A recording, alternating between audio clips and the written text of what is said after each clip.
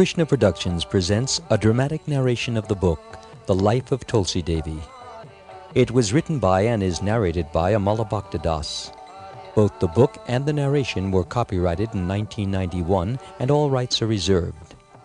The book is based primarily on an English translation of the Sanskrit text of the Brahma Vaivarta Purana by Rajendranath Sen, which was published in India in 1920.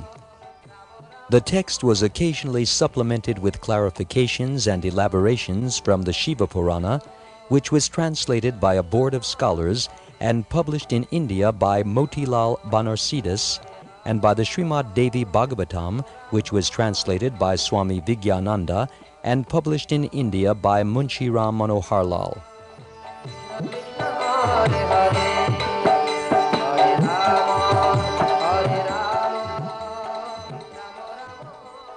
However, this entire project was inspired by and is dedicated to His Divine Grace A.C. Bhaktivedanta Swami Prabhupada, founder Acharya of the International Society for Krishna Consciousness. For it was Srila Prabhupada who brought to the Western world an understanding of the importance and value of the glorious Tulsi plant. And it was under his guidance and direction that countless devotees of God learned to honor and worship Tulsi Devi daily, and thereby make wonderful spiritual advancement. These practices are still going on in all temples of the International Society for Krishna Consciousness and shall continue to go on, for the benefits of such practices are incalculable.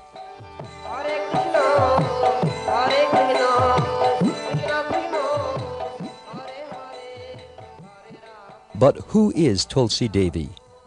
A great devotee of Lord Krishna? Yes, but what makes her so great? Why is she worshipped in all ISKCON temples, in all Vaishnav temples? What did she accomplish to deserve such worship? What is her special distinction? These important questions will be answered shortly in this brief description of her blessed life. Let us begin with the introduction.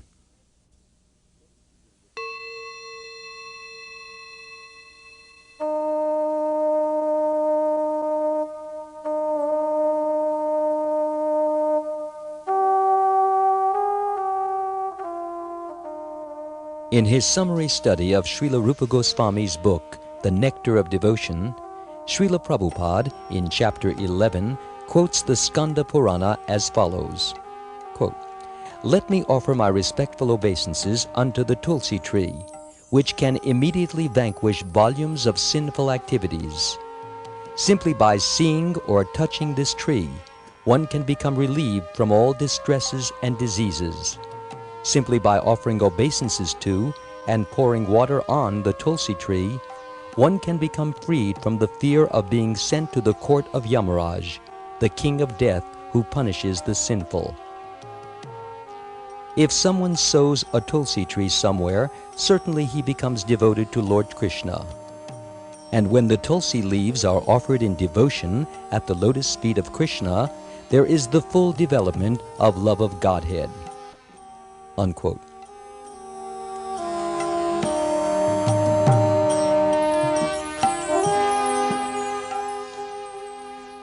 In Kushakrata Das's translation of the book Sri Garga Samhita, Canto 2, Chapter 15, verses 37 through 39, and Chapter 16, verses 1 through 39, it is mentioned that Chandranana, Srimati Radharani's friend, had heard the scriptures directly from the lips of Gargamuni.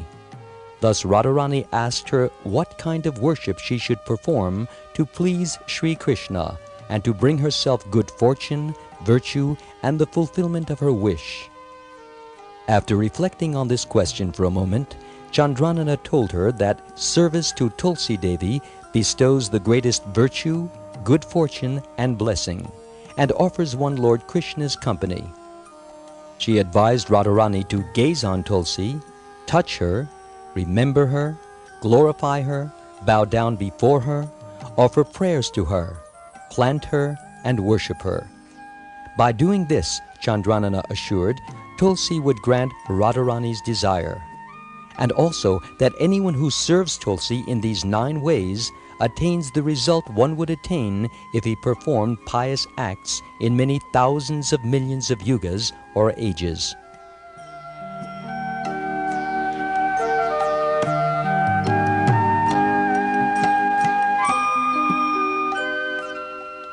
Chandranana further said that one who plants Tulsi liberates his family from the cycle of birth and death. However many branches, sub-branches, seeds, flowers, and leaves there are on the Tulsi plant that one sows, that many ancestors and descendants in his family for thousands of Kalpa Yugas go to Lord Krishna's transcendental abode. When one offers Lord Krishna just one Tulsi leaf, he attains the same result as offering him every leaf and flower that exists. One who worships Lord Krishna with Tulsi leaves is not touched by sin, just as a lotus leaf is not touched by water. Yamaraj's servants will never enter a home that is in the midst of a Tulsi forest. If one plants, protects, waters, sees, or touches the Tulsi plant, Tulsi burns away the reactions to sins committed with one's body, mind, and words.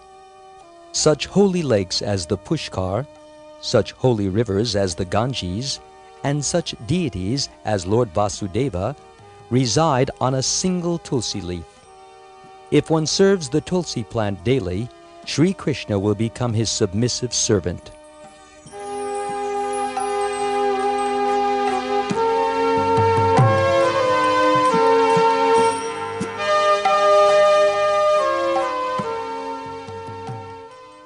Thereafter, to please Lord Krishna, Srimati Radharani vowed to serve Tulsi Devi by following Garga Muni's instructions daily for about 6 months.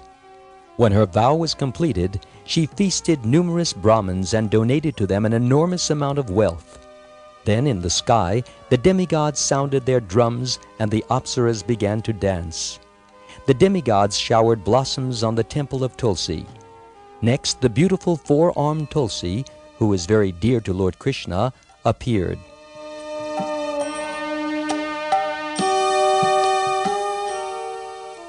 She had lotus-like eyes, a golden crown, and glittering earrings, and she was seated on a glorious throne on a golden pedestal.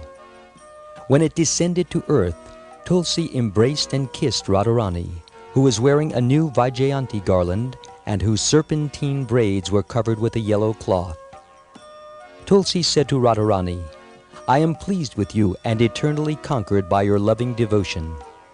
O lovely one, you very faithfully followed your vow as if you were an ordinary human being. You will attain the desire that fills your heart, mind, intelligence, and senses. Lord Krishna will be kind to you. How fortunate you are." Radharani then bowed down and prayed, "May I have pure devotion to Lord Krishna's lotus feet." Tulsi replied, "Yes, you shall," and then disappeared. Radha, King Vrishabhanu's daughter, went home feeling happy at heart.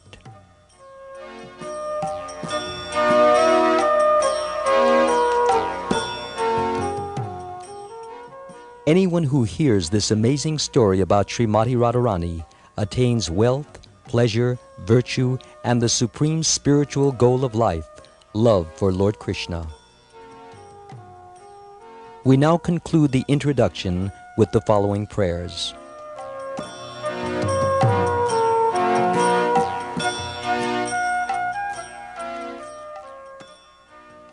I offer my repeated obeisances unto Vrinda, Srimati Tulsi Devi, who is very dear to Lord Keshava.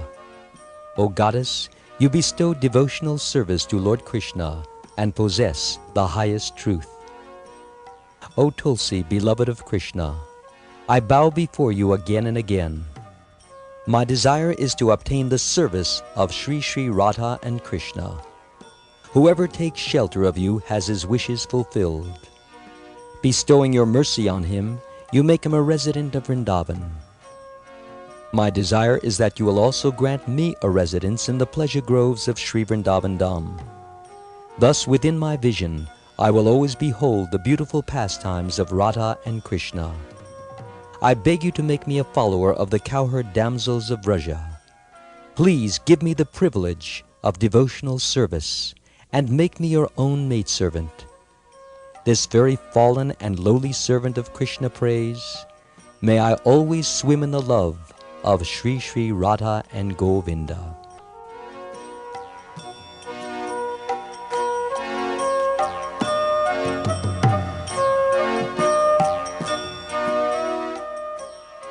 And now, the life of Tulsi Devi.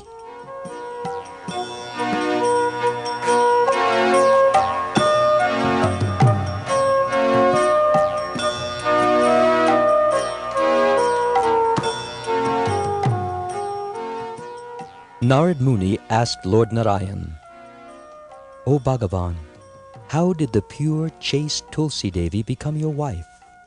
Where was she born? Who was she in her previous birth? What family did she come from? And what austerities did she perform to get you as her husband? You who are above the material energy, not subject to change, the cosmic self, the supreme God, the Lord of all, omniscient, the cause of all, omnipresent, container and preserver of all. And how did Tulsi Devi, your chief goddess, become a tree? O you who resolve all doubts, my mind is curious to know all about these points. Therefore it compels me to ask you these questions. Kindly remove these doubts from my mind."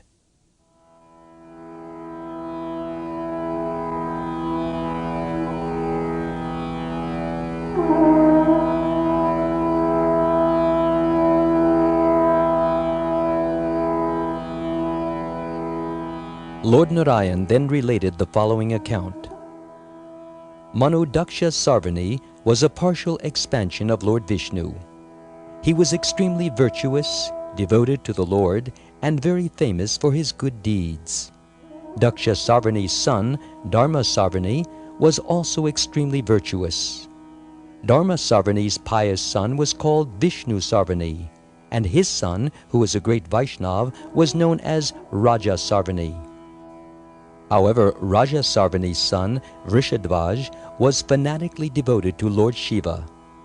Lord Shiva lived in Vrishadhvaj's house for 3 celestial yugas or ages, and loved him more than his own sons. Vrishadhvaj did not revere Lord Narayan, Goddess Lakshmi, or any of the demigods. He abolished the worship of Lakshmi in the month of Bhadra, or August and September, and the worship of Sarasvati in the month of Magha, or January and February. He did not participate in the sacrifice and worship performed out of respect for Lord Vishnu, and criticized them rather severely.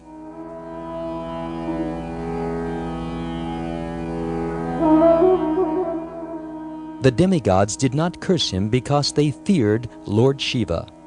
However, Surya, the sun god, no longer able to restrain his wrath, cursed him. "O king, just as you are completely devoted to Lord Shiva and only to Lord Shiva, and just as you do not recognize any of the other demigods, I declare that you will now lose your wealth and prosperity."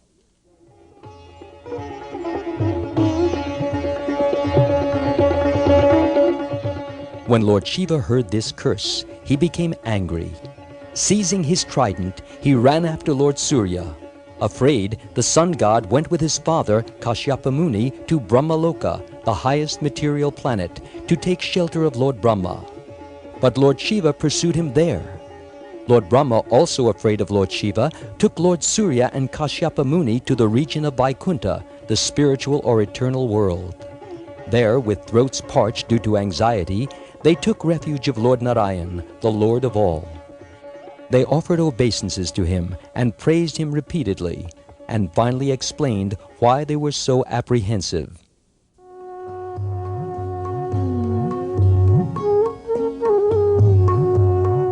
Lord Narayan bestowed his mercy on them and granted them the power to be fearless. He said, "O fearful ones, be consoled. How can you be afraid of anyone while I am here? If anyone remembers me when he is in danger, wherever he may be, I hurry to him with my Sudarshan disc in my hand and save him. O demigods, I am always the creator, preserver, and destroyer of this universe. In the form of Vishnu, I am the preserver. In the form of Brahma, the creator. And in the form of Shiva, the destroyer. I am Shiva, I am you, and I am Surya. I assume numerous forms and preserve the universe. So go back to your respective places. You have nothing to be afraid of. All will be well. From this day on, you have nothing to fear from Lord Shiva. He is the shelter of the pious, is easily pleased, is the servant and lord of his devotees, and is great-minded. Lord Shiva and the Sudarshan Chakra are dearer to me than my life. In the world of valor, they excel all. Lord Shiva can easily create 10 million suns and 10 million Brahmas. For him, nothing is impossible. He is not conscious of the external world. Meditating on me, his heart centered, he is absorbed day and night. From his 5 faces he repeats my mantra with devotion, and he always sings my glories. Day and night, I also always think of his welfare. To whatever degree one worships me, to that degree I favor one. The nature of Shiva is all auspiciousness.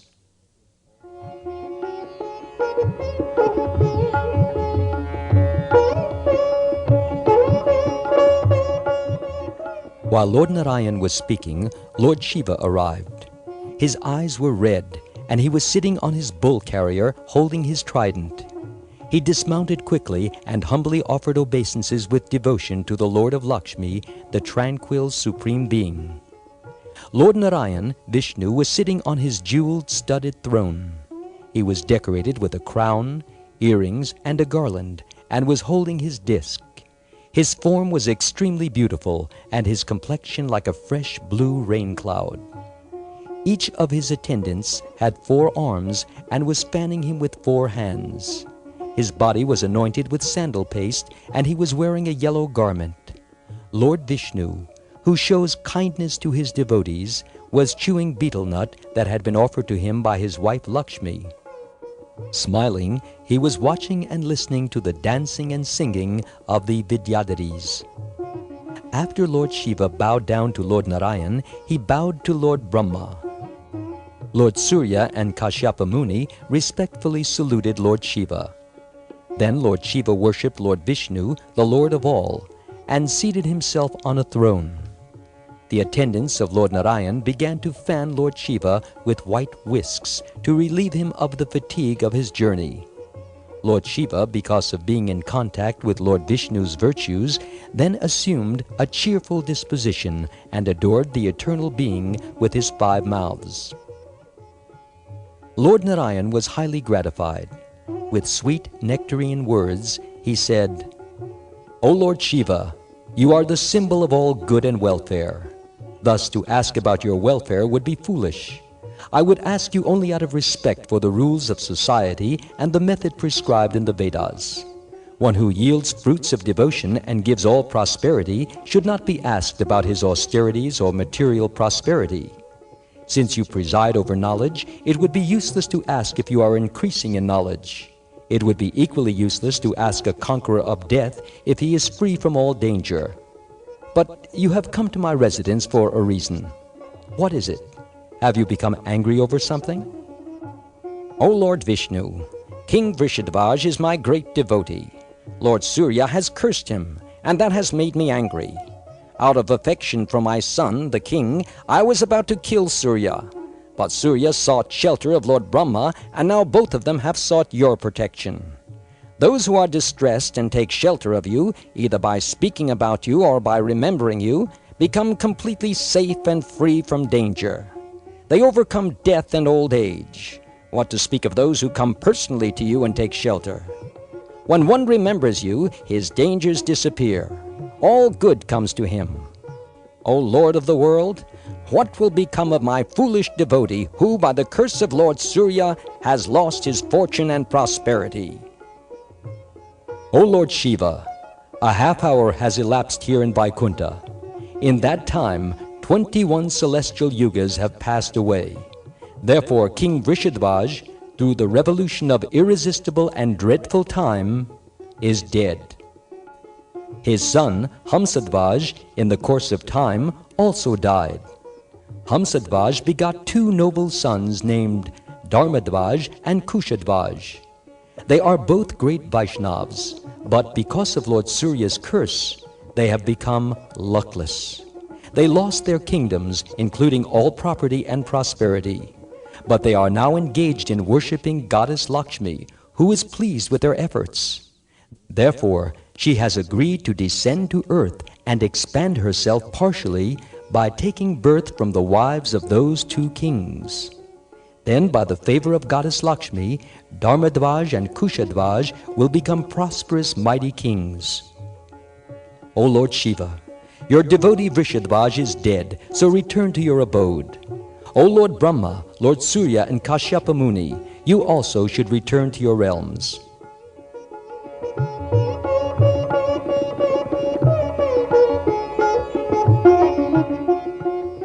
Bhagavan Vishnu then went with his wife to the inner apartments. The demigods went cheerfully to their own abodes, Lord Shiva continuing his practice of austerity.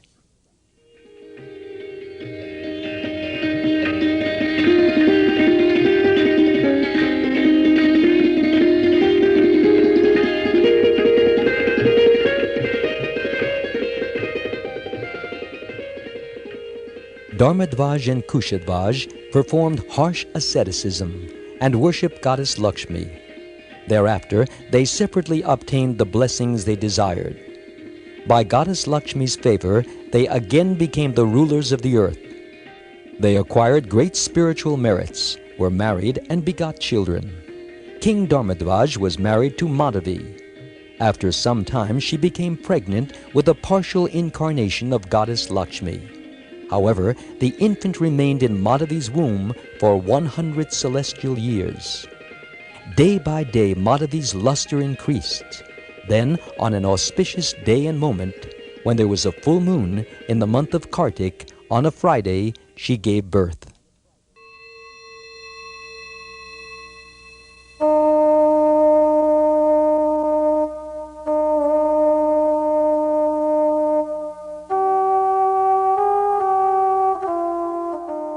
The grace of the goddess of fortune, Lakshmi, manifested through the baby.